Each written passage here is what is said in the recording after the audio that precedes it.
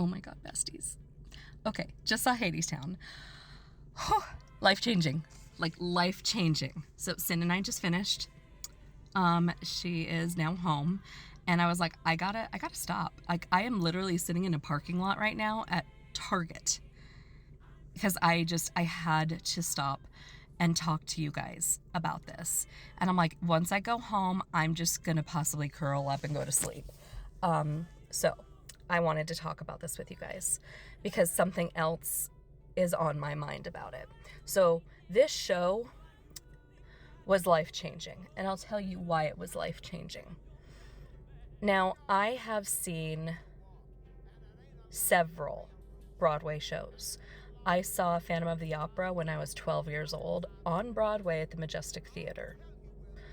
I got to see Robert Goulet. Raise of hands if you know who he is. Like, seriously, big kudo points to you. Drop it in the comments if you know who he is or what he's done, you know, in the musical theater world or elsewhere. So, that being said, like, I have had several pivotal moments with musical theater and life-changing moments. Tonight was another one. Not just because of the amazing performance, but because I realized, like, I had kind of an aha epiphany moment and kind of realized something with all of this. So, first off, I have never seen such raw emotion. Like, there was a moment where Hades realized what he had done and what it had cost him and Persephone. And, like, you know, he had that moment, and literally, I have never seen such raw emotion on a face. Same with, like, Persephone. Amazing performance, and just so, like, you're, like, watching her, and you're like, is she actually fucked up right now? Or, like, is she just that good of an actress? Yes, she is that fucking good. And, you know, just seeing even the stage was very, very basic, where it's not like, you know, because if you think about theater, you usually think, oh, you know, they have houses and props and then they change sets and da-da-da. This one was very basic with what they did, but I like that it didn't take away from the performance. And I think that kind of became more of a thing with Hamilton, because it had the same, like, circle in the floor that went one way and then the other one that went the other. So I think that they went with the same turntable idea and realized that they didn't have to do anything crazy for the stage. I also loved seeing the band and the orchestra up on stage with the performers and getting to see, like, Persephone dancing and singing with the trombone player.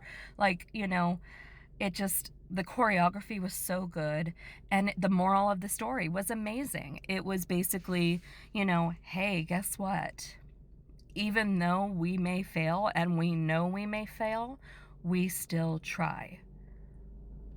And that is such an important message. Like, I don't care who you are. All of us get up and have, like, every day we say, okay, I'm going to try. I'm going to try. And, you know, yeah, we might fail, but we're still going to try. So, anyways, I just was like, I had that moment where I went, interesting.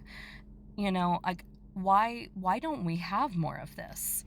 So I kind of got mad, not gonna lie.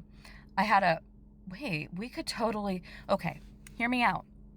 For those of us that love the arts, we could have the same thing as, like, the sports players, if that makes sense. Like, hear me out. And, like, because, okay, everybody says the theater is dying, the arts are dying, but we still have kids learning about it in school and going and, you know, taking piano lessons and doing all these things, and still have Broadway and still have, so it's not really dying, but it, like, yes, it is having kind of a slow death. And then we have shows like Hamilton, shows like Hadestown, shows like Six, like, there's so many other shows, like Waitress, that's another amazing one. You know, but those are all shows that people love, and, you know, it draws an audience every night. So, it's not dying. It's just that we can't afford to go. Like, show of hands, how many of us can afford to go to New York to go see a Broadway show? And not only that, but be able to have the opportunity to see a performance like in the first or second row where you can see every raw emotion and detail. Raise your hand if you can afford that. I didn't think so. So, here's my thought. If they made the theater more accessible, we could literally have seasons like they have the sports or something like that. Or like, Studio Ghibli. Every summer they do the Studio Ghibli like fest. So why couldn't we do something like that? I would love to have the ability to know that I get to see whatever's on Broadway right now every summer. Like, it would, do you know how much that would change my life? Like, it would be a life-changing thing. So I'm like, why not do something like musical theaters during the summer and operas during the winter and ballets during the spring and, Shakespeare during the fall? We could there would absolutely be the demand. And especially if we had things like, Patrick Stewart doing some Shakespeare. Like, he's a Shakespearean trained actor. Is he performing currently, like doing that stuff? I don't know. But I would have loved to have that opportunity back when he did. And there's new talent now. Like, if you tell me that fucking delicious Lord Cumberbunch, like, come on, like, Doctor Strange is gonna go do some Shakespearean acting and theater, oh, hell yes. He's gonna do Hamlet? Oh my God, yes. So, anyways, I digress. Accessibility is what it all comes down to. People will pay for sports. I know I would pay for my sport of musical theater, opera, ballet, or Shakespeare. Like, I absolutely would. Maybe not in that order, but I would absolutely get a streaming service or get a, buy them as they come out on DVD or video, or actually go to the movie theaters and watch them. Like, absolutely. I would do all three of those in a heartbeat. And there is a streaming platform out there. It's called Broadway HD, if you're not aware of it. It is nice, but they don't get a lot of new stuff frequent enough for my taste, if I'm being honest. Like, once you kind of get through everything they have, it's kind of like, okay, when's there going to be anything new? So, anyways, go see Hadestown. It's all about accessibility, and they're going to be looking at numbers. Can they bring in the kind of numbers for the demand? Like, is there a demand? Will they see the numbers to reflect the demand? So, my opinion, if we get enough people going to see Hadestown right now, it's in theaters until the 29th. I promise, if you love musical theater, there will be something for you to love in this show.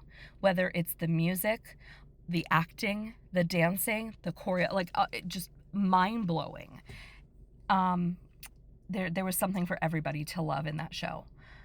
I think even my hubby enjoys Hadestown, because we actually watched bootleg copies of it, but it was nothing like that. Like, even after seeing the bootleg copy a couple of times,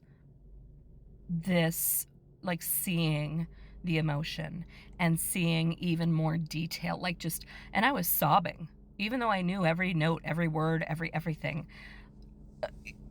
It was amazing. Front to back, beginning to end. It was absolutely worth it. And I would go and see the show every single day in theaters. I'm actually already kind of contemplating how to move my day around tomorrow to go see it again. So, go see it. 6 is coming to theaters as well, which is about Henry VIII and his 6 different wives. That is also a live performance that they filmed. So let's create that demand. Let's make that demand. Let's make it happen. I would love to see how we could change normal people in normal daily lives who can't make it to, Broadway or go see the Met for operas. I would love to see how we could change the lives of daily normal people and show that the theater is not dying. So, thank you for coming to my TED Talk. Please share this, like this, tell me if you know who Robert Goulet is. Any of it. I love you guys. Thank you.